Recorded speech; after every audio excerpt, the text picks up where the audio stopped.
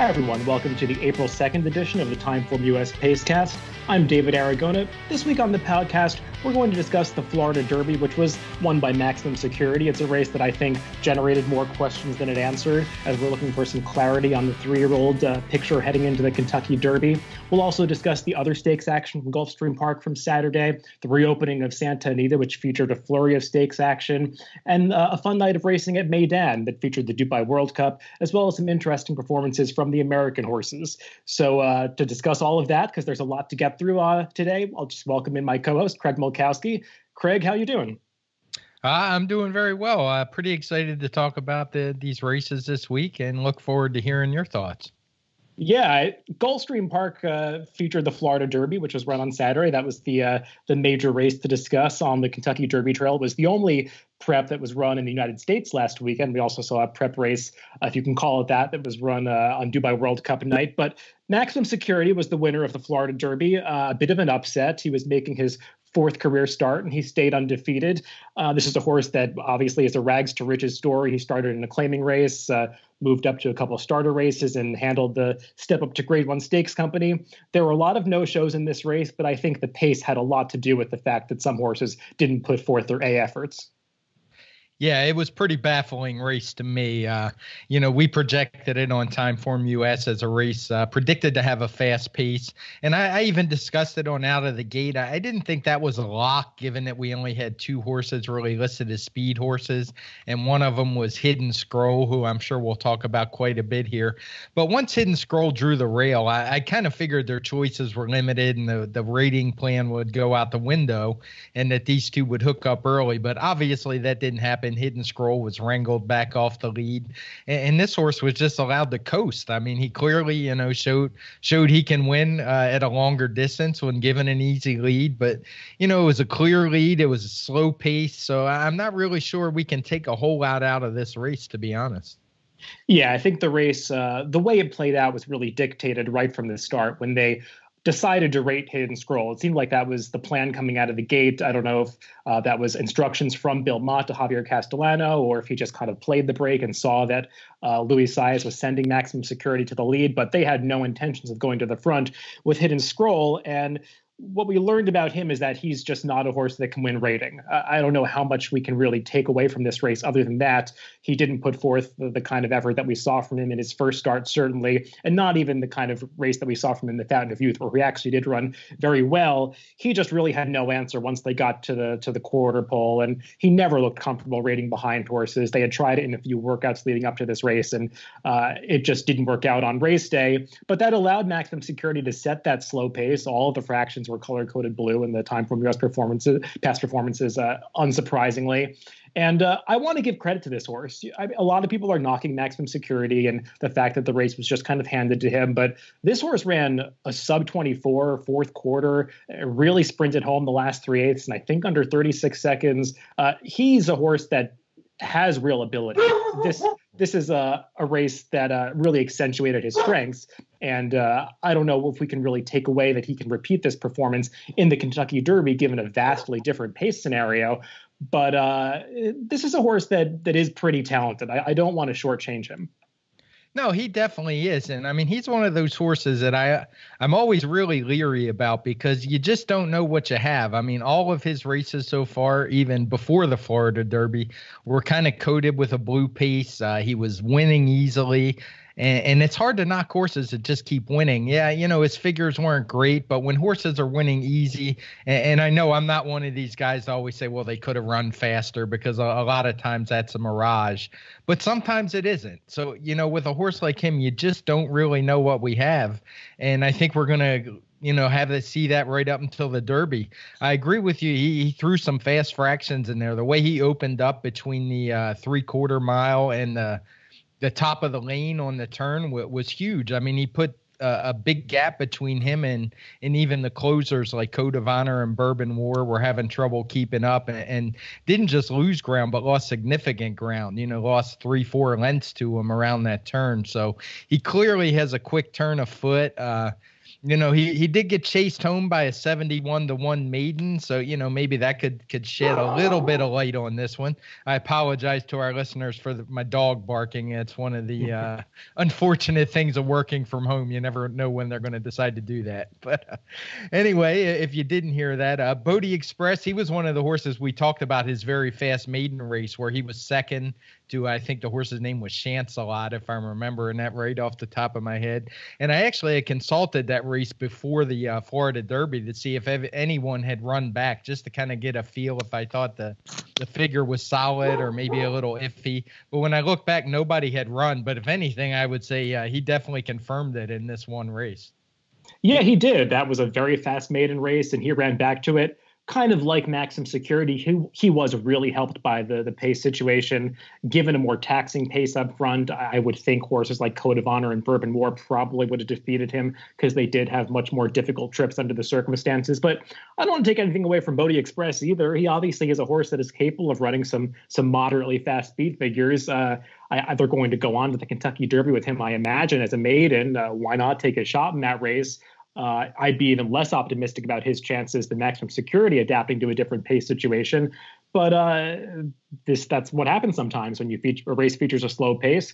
Horses like this are able to put forth efforts and achieve results that they wouldn't under different circumstances. As for Code of Honor and Bourbon War, they were really up against it. Bourbon War particularly because Arad Ortiz, who was riding just at the top of his game throughout the day on Saturday at Gulfstream, he was just making all the right moves. He took this horse as far back as you could given the pace. He's a horse. He really had no other option. That's just the way he runs. He's going to be coming from that far back. And he tried to move up on the far turn, but you just couldn't make up ground into that really fast fourth quarter that Maximum Security put in on the front end. He closed for fourth, was getting to Code of Honor at the end for third. I think both of these horses will do better out of this race. We'll see if they want a mile and a quarter, if a more favorable pace setup in the Derby is going to help them. But I think they're the two dirtied up horses that you would want out of the Florida Derby moving forward. Yeah, as far as those two go, I would just put a line right through that race. Whether what they've done previously makes you want to bet them in the Derby, I think they're both going to run well, much better as you thought. As you noted, say. A couple things I do want to highlight is one, we do have the dirt track coded in red as highly speed favoring on the day. And I was a little skeptical of that at first because especially there weren't a whole lot of dirt races, which is hard to believe on a 14-horse card. But I think there were only 5, maybe 6 dirt races tops. And but when I went and looked back through the charts, it was really, really tough for anybody to make up ground. Now, granted, we had a couple we had a heavy favorite in the Todd Pletcher horse, Prince Lucky, who won against a completely overmatched field. So it wasn't like we had a lot of long shots going wire to wire, but just looking through the whole fields, I'm not so sure that the track wasn't speed favoring as we have it labeled. I wouldn't say it was a rail bias. It was just really tough to make up any kind of ground. And the other thing I wanted to note about Maximum Security is he has the same owners as Game Winner. So that could provide some interesting dynamics come Derby Day.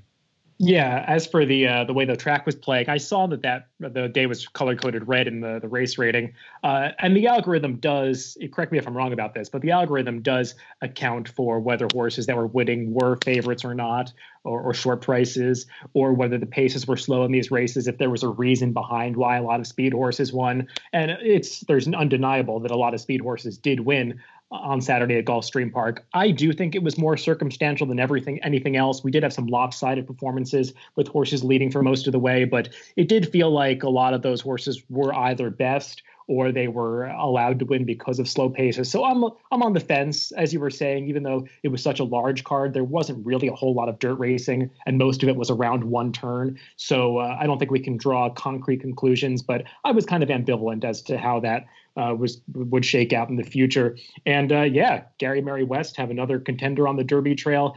This is a horse that, of course, they risked for $16,000 in his first start. Jason Service really got away with one there. And he was saying after the race that as a trainer who starts a lot of horses in maiden claiming races, he kind of knows and claims a lot of horses out of maiden claiming races. He kind of knows what other trainers look for and why they would claim a horse. And he just thought this horse wasn't really susceptible to being claimed because of his low profile pedigree and the fact that he was riding, I think, an apprentice rider that day. He wasn't even favored in that race, actually. And it all worked out for him. And he was able to developed into a Grade 1 winner and now one of the top contenders for the Kentucky Derby. So it's just how it all shakes out sometimes, not the way you would expect. Moving on to the Oaks prep that we saw at Gulfstream Park on Saturday, Champagne Anyone, a minor long shot, upset the two favorites in that race. She got a great ride from Chris Landeros, was much sharper with blinkers on for the first time, and actually ran a moderately fast speed figure for the horses that we've been seeing ascending to win these prep races. This is one of the faster ones. Yeah, it was. She ran a good 109, and I'll be honest, it surprised me when it came up. I watched the race. I saw what the horses looked like coming in, and I didn't really think it was going to be much. But the 109, I mean, I used the same variant for all the dirt races throughout the card. All the other races stack up pretty well, so there really wasn't any reason to doubt the figure. They're lately raced 3-year-olds, and as you mentioned, Champagne Anyone added blinkers. A couple were the runner-up. It was just her second start, so certainly not out of the question that these horses would improve, 3 or 4 lengths or even more in a few cases. But solid effort, especially when you compare it to what we've been seeing on the Oaks Trail, which has basically been just a whole bunch of slow speed figures and uninspiring races. Yeah, she definitely is a major contender in that division moving forward. And I think Dunbar Road and Point of Honor, who finished second and fourth in this race, are also horses that you'd want to follow moving forward. Obviously, Dunbar Road was making just her second start for trainer Chad Brown, so she's got a right to move forward. And I thought, given the way that the race set up, and if the track was favoring speed, Point of Honor just didn't really get the right setup. I know the pace wasn't exactly slow; it was just kind of moderate and even keel throughout, but it really favored horses that were up towards the front end, and Point of Honor was just a little too far back throughout. Javier Castellano angled inside the top of the stretch, and it's that short stretch run going the mile and the 16th distance, and she had to kind of angle around Cookie Dough at the very end of the race. She's a horse that is going to improve going the mile and an eighth, and the one concern with her is I'm not sure that she actually has enough points to get into the Kentucky Oaks, depending on whether that field is oversubscribed or not. I think she only has 20 points coming out of this race. I'm not sure how many it's going to require to get into the race, but she's the one horse coming out of this race that I'd be a bit interested in interested in betting at a price next time out. And one note on the pace is, as you mentioned, it certainly wasn't a slow pace. I would say it was just an average pace. But one thing over the years, and I'll be sure to go back and do some research and maybe tweet this out in the weeks coming up, is that when you get to the Derby and Oaks, there's no such thing as a moderate pace. It just doesn't happen in these races. They're almost always coded and read by us. You get fast paces. The horses are going farther than they ever have. So it's pretty easy to say, yeah, a horse who like Point of Honor, who was behind what we consider just an average pace, will certainly get a better setup in a race like the Oaks if she should get in. Yeah, it's a good point. Wrapping up the dirt action from Gulfstream Park on Saturday was the Gulfstream Park Mile, which was won by Prince Lucky. This was a Grade 2 stakes race. It wasn't exactly a Grade 2 field, though, aside from Prince Lucky, that is, because he might be a very nice horse. It's just he was not facing a field of competitive rivals. They just couldn't keep up with him once he really was asked for his best in the lane. The way that the race unfolded, if you look at the pace figures, you would think that this horse was a closer, but he actually set the pace the entire way because they just went so slowly up on the front end. I'm not sure what kind of conclusions you can really draw from this race, but I do think the winner is a pretty nice horse. Yeah, he is. We talked about him after his last win when he came back with that nice win off the long layoff.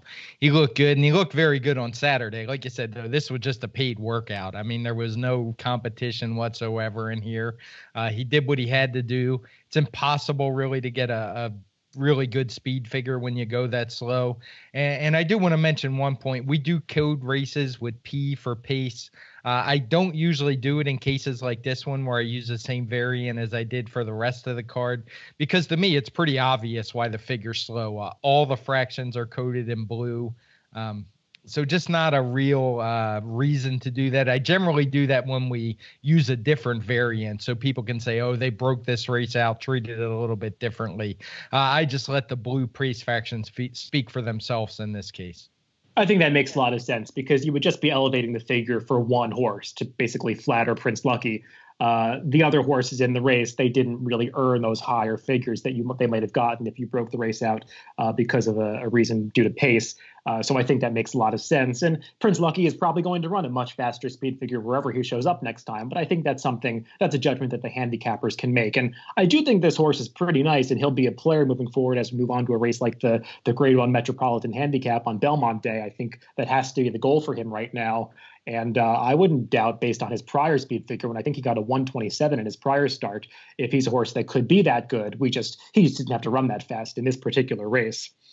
Yeah, I'd be curious to see where he shows up. I mean, maybe the Met Miles on the agenda. I mean, it's coming up. I guess maybe something in between, but he certainly showed that kind of talent last time. I completely agree. Sticking with the older horses for a second and moving on to the turf, we saw a focus group make his 5-year-old debut, I believe, coming off a bit of a layoff for Chad Brown. This horse was well backed at the windows after really ascending towards the top of the division last year. He had won a listed stakes race at Saratoga and then I think finished third in the Canadian International. This is, I know, a horse that a lot of people have had high hopes for, and he delivered on that potential in this Pan American. Irad Ortiz, I mentioned earlier that he was really in the zone on Saturday. This was one of his finest rides, just saving ground every step of the way, slicing up the rail through a really tight hole in mid-stretch, and was able to get the money with focus group. A little lucky, though, because the runner-up Melmich didn't have the smoothest trip to the wire, though it really was his own doing. Yeah, I'm going to guess that like myself, you may have had this was a little bit of a painful photo for you. You can correct me if I'm wrong. I know it was for me, and I honestly thought Melmich had it at the wire. I've watched enough races. It's pretty rare that I get one wrong, but I was definitely wrong about this one. I thought Melmich had it, and I was doing a little premature celebrating in here. We discussed his last race. I thought we both liked how well he had run on turf and how well I think he had closed into a slow pace that day.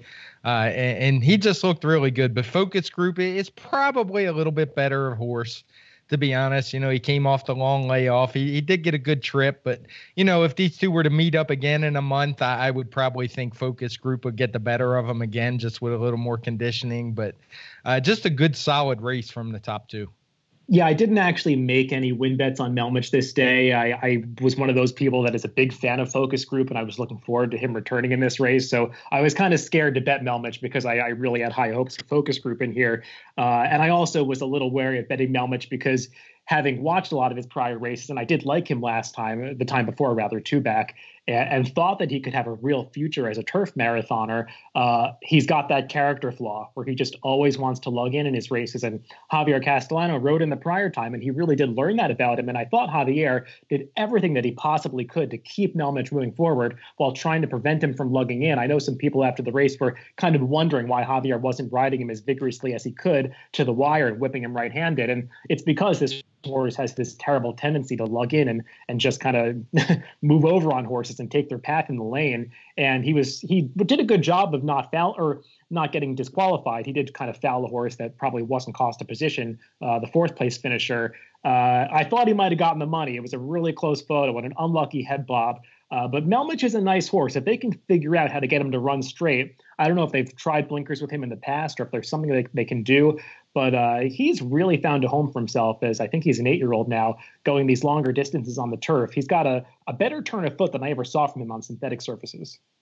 Yeah, I imagine he'll be kept to turf once. I assume he's going to go back to woodbine like he usually does, where, as you mentioned, even though he doesn't quite have that turn of foot, he had a really good record. He had a good solid year and a half there where he was winning everything. But I agree with you. He looks great on turf, and some of the best races at woodbine are on the turf. So, maybe they will keep him there.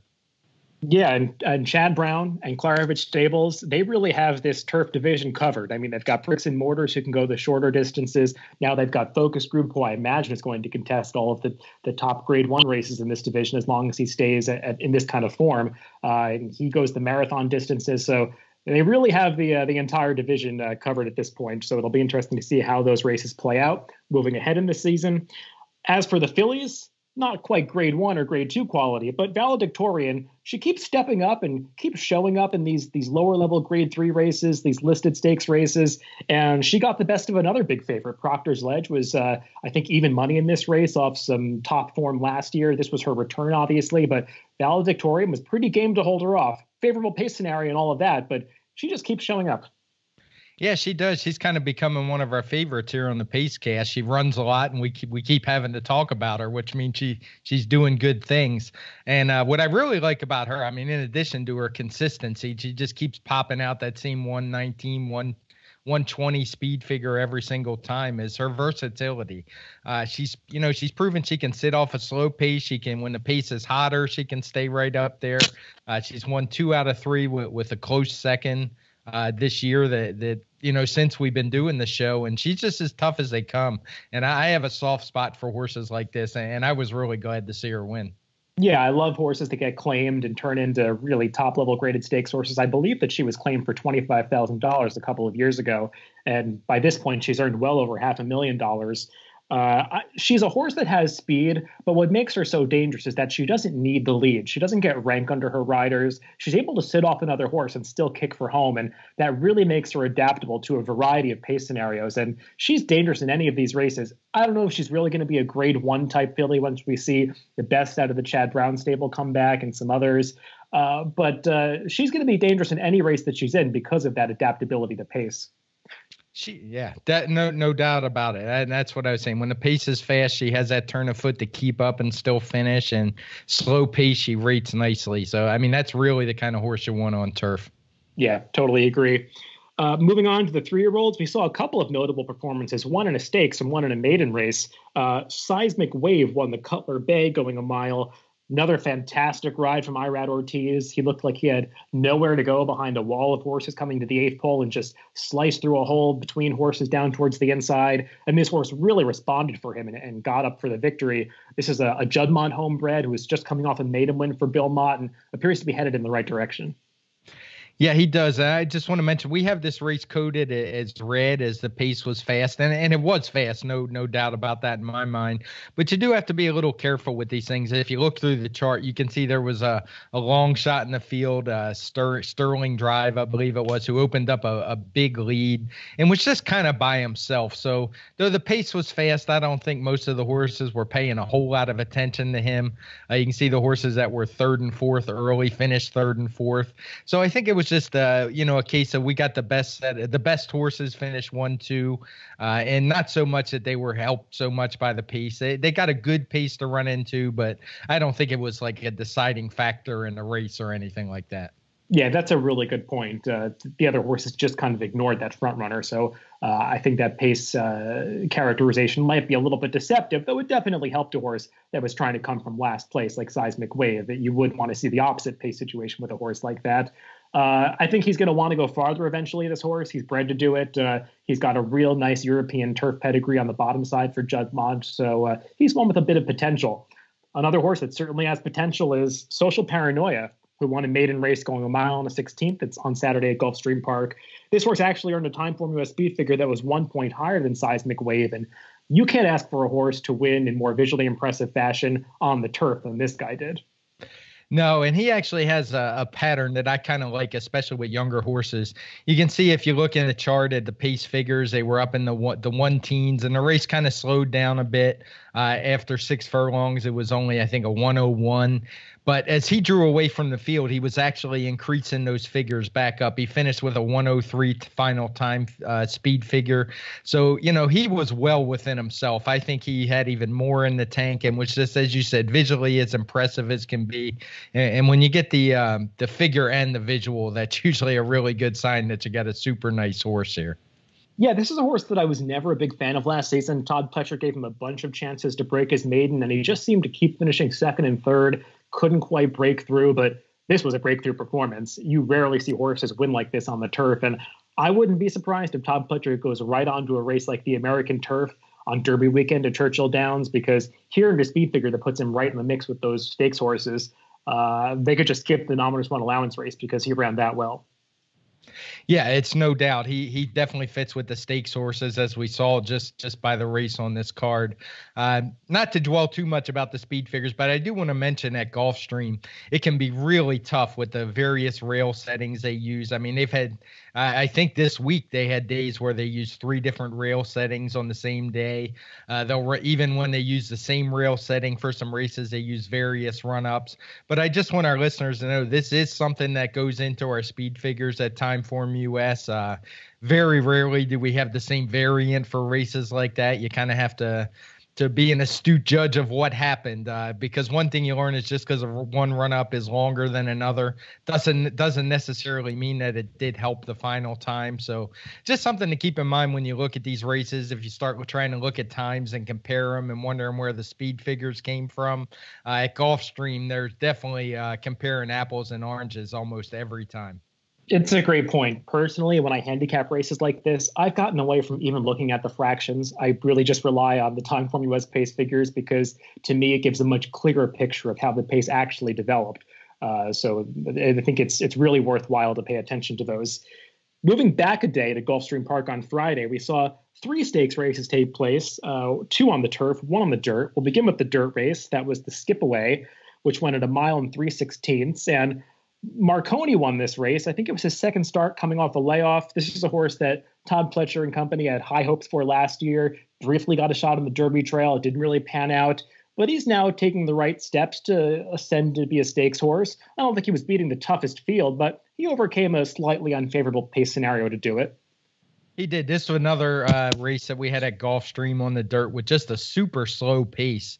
I believe the pace figure for the leader was a sub 70 after the open quarter mile, which is just unbelievable for older dirt horses. So I don't know that you can take a whole lot out of this race from a speed figure perspective.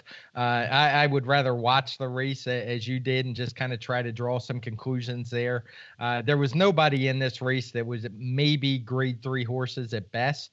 But the fact that Marconi was able to at least beat those horses, maybe he's got some future. The others, I'd kind of write them off. They are what they are, probably, allowance horses.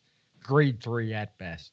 Yeah, the one other horse to mention maybe moving forward is Rocketry, because if anybody had no chance in this race, it was him. They just took him to the back of the pack, and he had no chance to close into these fractions because they basically finished up like a slow-paced turf race. It was the equivalent of that kind of come-home time, and Rocketry just had no opportunity to get into the race. And also, even though this distance is pretty long for a lot of the so-called dirt routers in this division, it's probably even too short for Rocketry, who wants to go distances of like 1.5 miles. And I imagine they're going to point to races like the Brooklyn on Belmont Day going that distance. So he'll do better than this, just not the right situation for a horse like that. Yeah, I was actually really surprised he went off 6-5 just because of the distance. I mean, he made his name on dirt running those extended races. I think he won a couple at longer than 1.5 miles last year. So, probably not the public's the best moment there. Easy to say afterwards. I mean, none of the field looked all that strong, but he was a puzzling favorite to me. Yeah, I agree. Just, I guess, the class horse, and people didn't really take into account the conditions of the race that much. A situation where the public didn't take into account the class of a horse's prior performances, and it actually panned out okay, was when they bet Dr. Edgar down to favoritism in the Appleton off a few allowance victories. And he had run some fast speed figures going back to last summer. He ran some numbers in the 1-teens on the TimeformUS speed figure scale. And he jumped up to run a 121 in this Appleton. Really nice effort from him. I thought it was a great ride from Julien Leparoux because he got some separation on the field early, kind of backed down the pace midway, kind of like what you were discussing with Social Paranoia, the kind of pace figure line that he set, and he was able to kick on again in the stretch. Yeah, he was a part of it. I mean, he definitely ran good. No doubt about that. I'd be a little leery of him just because he was so clear. They let him just lope along all by himself. Granted, the pace wasn't super slow. It was just kind of average to moderate for this race. But clear leads are always dangerous. And when you let a good horse like Dr. Edgar just lope along up there for nearly 6 furlongs before he really got challenged, they're going to have something left for the drive, and he sure did. He was able to hold off Hawkish and Dr. Mounty, both of whom I think ran good races and will be good going forward. They both look like graded stakes horses to me, as does Dr. Edgar, so I think this is going to prove to be a strong race. Yeah, I agree with that. Hawkish had a right to need this race. He'll probably move forward going ahead because I think this was his first start since he bombed in the Belmont Derby going all the way back to last summer. And Dr. Mounty is just kind of a tale of 2 different pace situations because he took advantage of that extremely fast pace in that race where I think even Heart to Heart was forced to race at his prior start when he won. I'm forgetting the name of the race now. And then in this race, Javier Castellano, for whatever reason, just took him all the way to the back of the pack and was kind of hoping for the same pace situation to develop. And it never did. And he actually ran on pretty well to get up for third, running through traffic at the end. We'll see. I think these are grade 3 horses. This was a grade 3 race. Dr. Edgar, having watched a bunch of his races, he is really game. And if you look him in the eye at the 16th pole, he is going to try to beat you. And he showed that tenacity here. He's just a really cool horse. We'll see how far Barclay Tag can take him in graded stakes company. But he's just a horse that I always like to watch because he's a real hard trier. Yeah, and like you said with Hawkish, he was one I thought he was the favorite for a while, and I did like his return. And just want to say, I mean, this is a good figure for a grade 3 race, but they would still need to improve to move up. But I'd be surprised if at least one of these don't step up and win at a higher level. Yeah, another low-level graded stakes race that we saw on Friday at Gulfstream Park was the Orchid that was won by heavy favorite Santa Monica. Another fantastic ride by Arad Ortiz. He timed it perfectly to get up with this. I think she was 1-2 at the end of wagering. She got up by a nose. Iki Masho, the runner-up, I thought has really improved for Roger Atfield. She's an example of a horse that has really taken a step forward since they added Lasix. It's not something that you see that often anymore, but she's just turned her life around since they added Lasix to her equipment or to her race day medication two back. And she put forth another top effort here. But Santa Monica, just a really consistent filly for Chad Brown, who earned another graded stakes victory. Yeah, she did. Now, I don't have a whole lot to say about this race, but yeah, you're not wrong to go on about Arad Ortiz and keep mentioning it. He's just been riding fabulously, especially on the turf. I think he is the best turf rider out there, hands down right now. And he moves up his horses, no doubt in my mind. Yeah, I totally agree. I haven't been watching every race from Gulfstream, but the races that I've watched, he just seems to be in the zone right now. And you notice it when you compare him to other riders who just, it's hard to judge pace. And he's just been doing a really good job of it. We didn't even discuss the race that he won wire to wire for the 3-year-olds earlier on the Saturday card, but he's just been doing a great job of putting his horses in the right positions to win races. That was all the stakes action at Gulfstream Park on Friday and Saturday. There was also a ton of stakes action in Santa Anita, though, as they got started racing again after a long hiatus. It's great to see them actually putting a full weekend card of races together. We'll start with the Beholder Mile, which was the Grade 1 dirt race that they ran. I don't know if it was really a grade 1 field, especially once Marley's Freedom didn't really show up with her top effort. Secret Spice got a favorable trip, just kind of sat on the rail the entire way, angled out. She's kind of a weird horse to look at her past performances because she just had one race in her prior performances that suggested she might be graded stakes level. And she ran back to it and then some here. Really nice performance to win the race. As for the others, they just didn't show up. Yeah, I guess about all you can say. Maybe it's too long for them. Marley's Freedom and Selcourt have done better sprinting around one turn. Paradise Woods, I'm not sure what she's still doing out there, though. I guess this was a little bit of a improved effort over what we've been seeing from her lately. She won the Santa Anita Oaks last year, and I think she was the favorite in the Kentucky Oaks, if I remember. And she's just been nothing but a disappointment since. So I was a little surprised to see her in here. But Secret Spice ran very well to get a 120. It's definitely not a grade 1 from a speed figure perspective. She did run a 122 back in October, so it's not a total shock that she was able to get back to this level, especially against this group. And, I guess if you have to, I'd look for the Marley's Freedom and Selcourt probably to cut back to one turn and stay there. And Paradise Woods, I'm not sure what they're going to do with her, but Secret Spice, she should definitely be one to watch in those graded stakes at Santa Anita for fillies and mares that we seem to have several of. Yeah, Marley's Freedom looked like she got second just on pure class alone because coming around the far turn, it really looked like she was going to finish off the board. She was just kind of wide and going backwards towards I think it was 5th or 6th around the far turn. Even at the quarter pole, she didn't appear to be going anywhere. And speeds did collapse in the stretch, but she really stayed on well to be second, considering that she just didn't look like she was had any momentum going for her. She'll probably turn back in distance moving forward, I imagine. Bob Baffert had talked about wanting to try her 2 turns as an experiment. Didn't quite work out. Like you were saying, I don't really think these are grade 1 fillies, especially if they have to face some horses on the East Coast moving forward in the year. But Secret Spice, she stepped up into stakes company and got her grade 1 victory and can't take it away from her now. As for other grade one races on Saturday at Santa Anita, we saw Ohio win the Kilroe Mile. This was a really exciting finish. His Catapult was flying at him at the end of the race. I thought Catapult had his chance to get him and nearly did, but Ohio got this great bob to hold on for the victory. I thought it was an excellent ride by Ruben Fuentes, who was on him, just really used his tactical speed to his advantage throughout the race, put some others in a more difficult position, and he got the grade one victory. He did, and like you said, this was the second time on the day that I was wrong about a photo. So maybe I'm just losing my touch, or maybe I'm just getting old. You know, nobody wants to admit that, but I think swore for all the world. Yeah, I swore for all the world that Catapult had this one, as did the track announcer, who I saw him apologize on Twitter, which, you know, it's kind of silly. I don't mind an announcer making a mistake like that every once in a while. I guess, you know, bettors give him a hard time, but you know, the guy thought he won. I think most people thought he won. And I like when the announcer tries to make a call, so I'm not going to knock the guy too much for that. But solid 123 speed figure from the top two, which is, you know, decent. A little bit probably below the grade one level. Catapult's been running a little bit faster than that, but probably some of that had to do with pace. We coded the first quarter and half mile in blue as being slow, and they were undoubtedly slow, and that's probably what gave Ohio the finishing kick that just hold him off. Yeah, Catapult has had a few difficult trips in his races. He had that really tough trip in the Pegasus where I think Joel Rosario was on him that day, just made this premature move on the backstretch. He is a horse that is difficult to ride because he tends to want to make those early moves. You really need to have him covered up, and I thought they did a good job in this race of keeping him covered up, even though he was a little bit keen.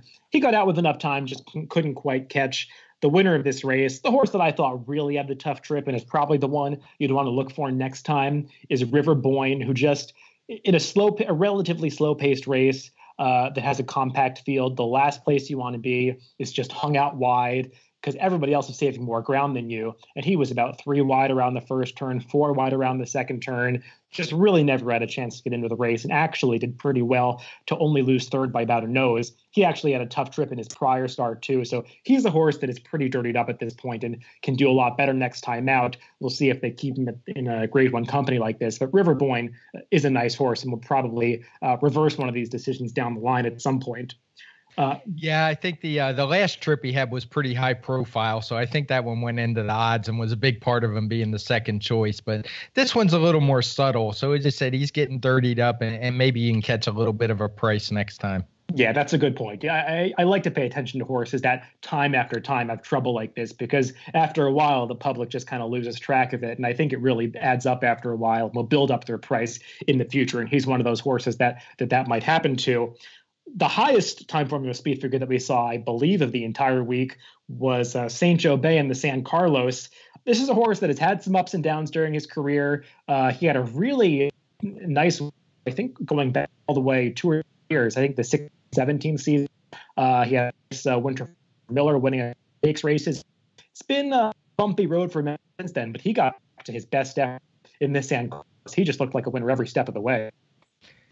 And I want our horn a little. He was our top hour pick, which is, you know, at 15 to 1, which is basically on speed figures. He had a real nice 120 in despite running fifth in his last race. So coming out of a strong field, horses like Kentaka had run a 22, so he was good. The puzzle for me, I guess it's just the Bob Baffert factor, was Axeman being 6-5 in this group. He hasn't run particularly fast this few. He didn't all when he came back in the Malibu. He won an allowance in a race we talked about, with just a figure, certainly not a graded stake like figure. So sometimes, you know, we remember these trainers, they're still horses. The train carry them around the track, and I think sometimes you have to take advantage of people over betting these big name guys.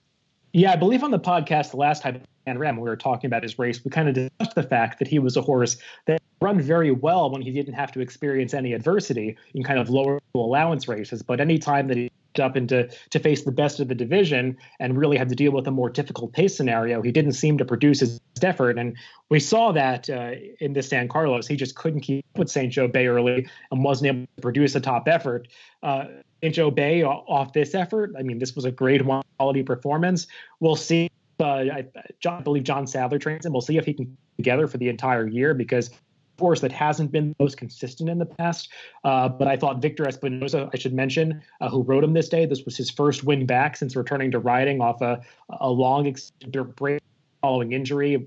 Victor Espinosa, one of his strengths has always been the fact that he's aggressive with horses, and he just took no prisoners on the front end, and that kind of ride was able to get the money this day. St. John, he's a nice horse, though, and we'll discuss the Golden Shaheen from Dubai in a little bit, but I do think this division is somewhat wide open, especially behind Roy H.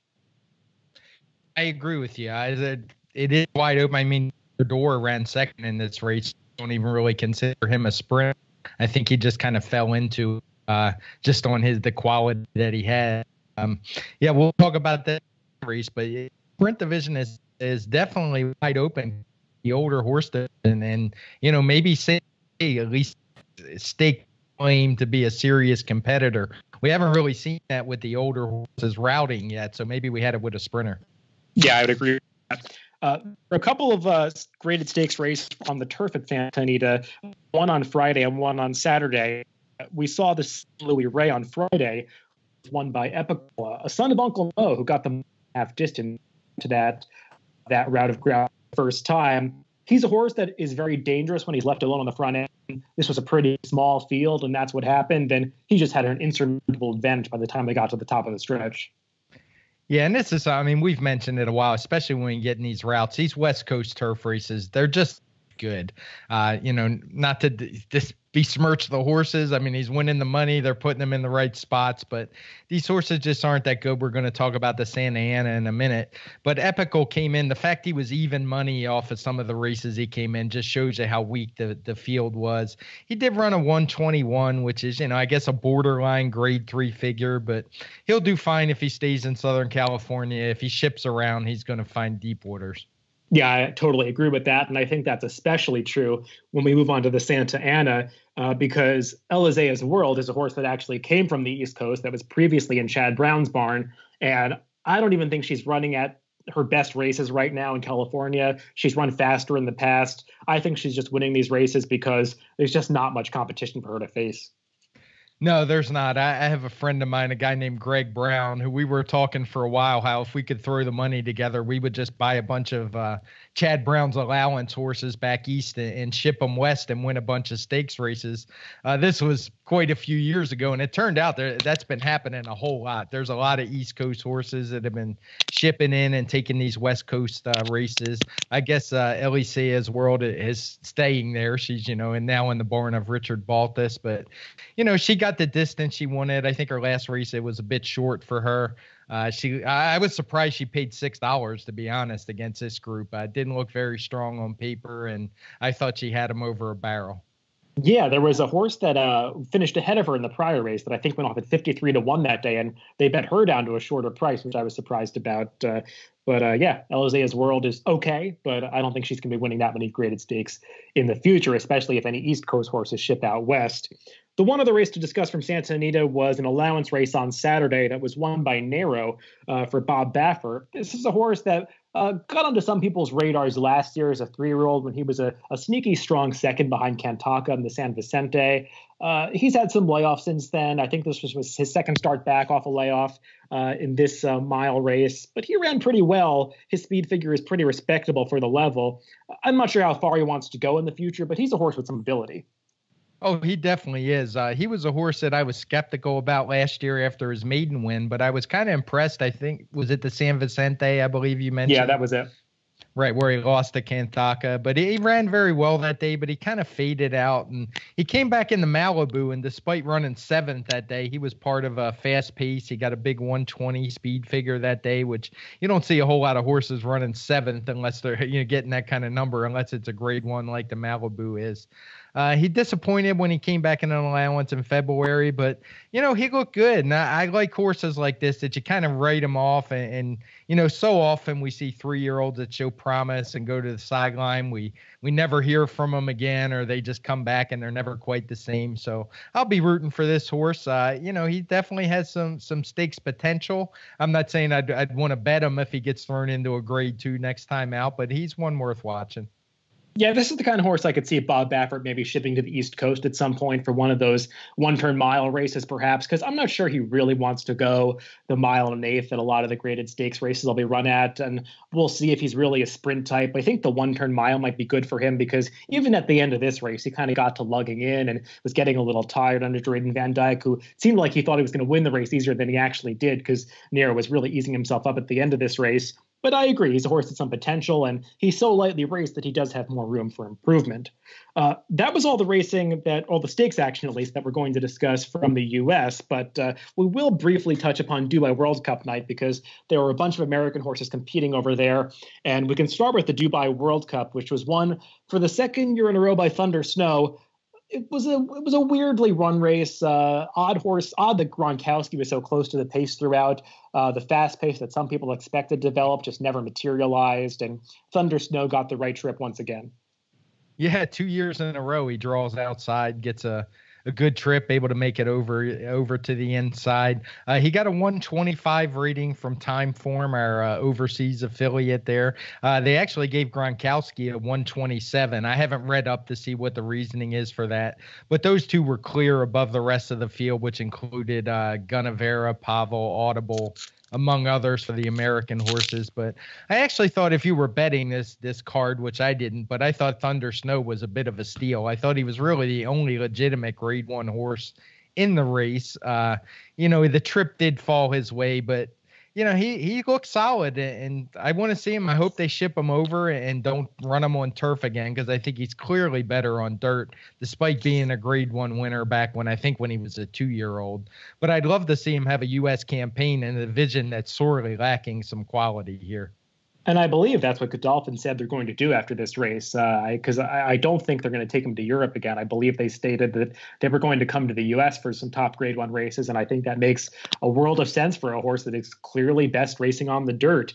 It's kind of funny that all the American horses that shipped over for the race really were just deep closers, and the race didn't work out in their favor.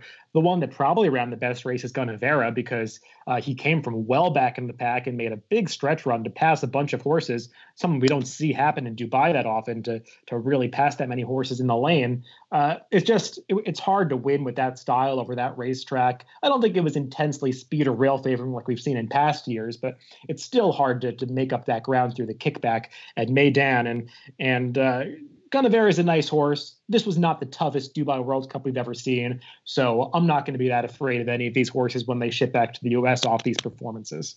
Yeah, we've seen that show before with Gunnevera, so I'm just never going to get excited with him. I'd love to own him. I mean, he's made a fortune, but, he's not a horse I'm really ever interested in betting. And speaking of not being interested in betting horses, the UAE Derby to me was just an eyesore, to be honest. Yeah, Pluska Parfait, who won that race. I hope I'm saying that right, because I don't know how the announcer said it, but it wasn't that way. He was never really in the mix this 3-year-old season in the U.S. He finished far behind War of Will and I believe the Risen Star, but he went out to Dubai and got the best of Gray Magician, another U.S. 3-year-old who really isn't top class. He's more of a listed stakes Grade 3 type for Peter Miller.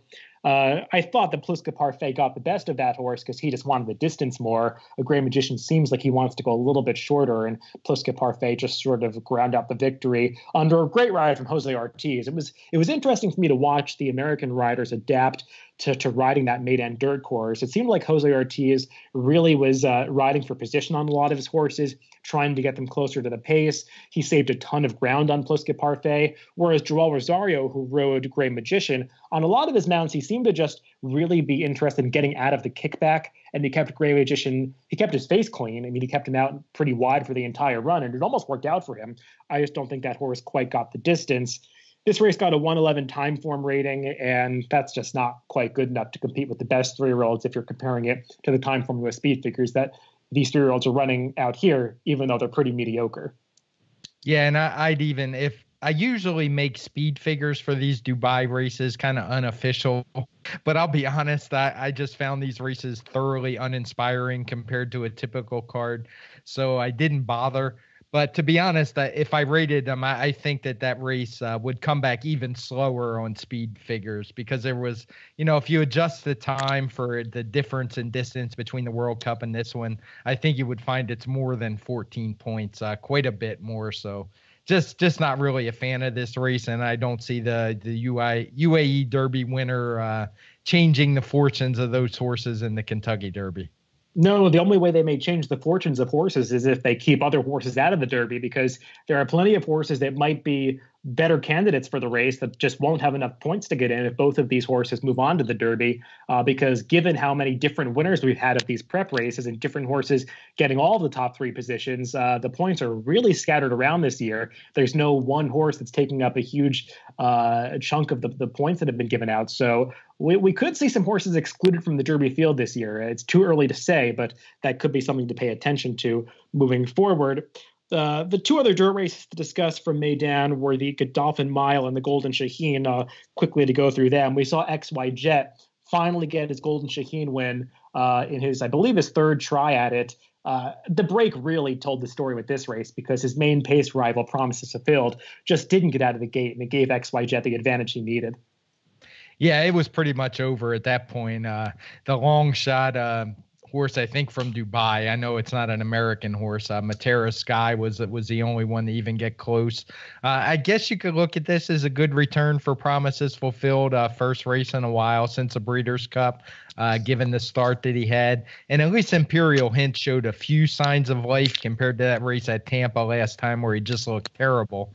So, maybe these will come back and show us something. I'm never going to be an XY Jet fan. They keep, every time he until this, when he tries Top Company, he's really come up lacking. And I think that is how I'll bet him going forward. I'm just not a big fan of his. I don't think he's obviously very fast, but I think when he runs up against good competition in Grade 1 sprints, he's always going to have trouble holding them off. Well, he's at the mercy of pace because he's a need-to-lead type horse, and sometimes when you have other speed horses in the race, he just goes way too fast and can't hold together. That's not what happened in this Golden Shaheen when his main pace rival didn't get out of the gate. We'll see if he can duplicate that kind of effort against Grade 1 company in the U.S. I'm a huge fan of Imperial Hint. I like that he showed some signs of life. I'm still not quite convinced that he's back to his best yet. Hopefully he can get there, but I'm not sure this race has real ramifications for the sprint division. We'll see moving forward. In the Godolphin Mile, Coal Front beat a horse that was based in Meydan all winter, Heavy Metal, who actually won this race last year. And I thought Heavy Metal ran a winning race in this spot. He got the right trip he needed, staying up front the entire way, riding that rail. And Coal Front lost all that ground coming around the turn, but still was able to wear him down under a very persistent Jose Ortiz.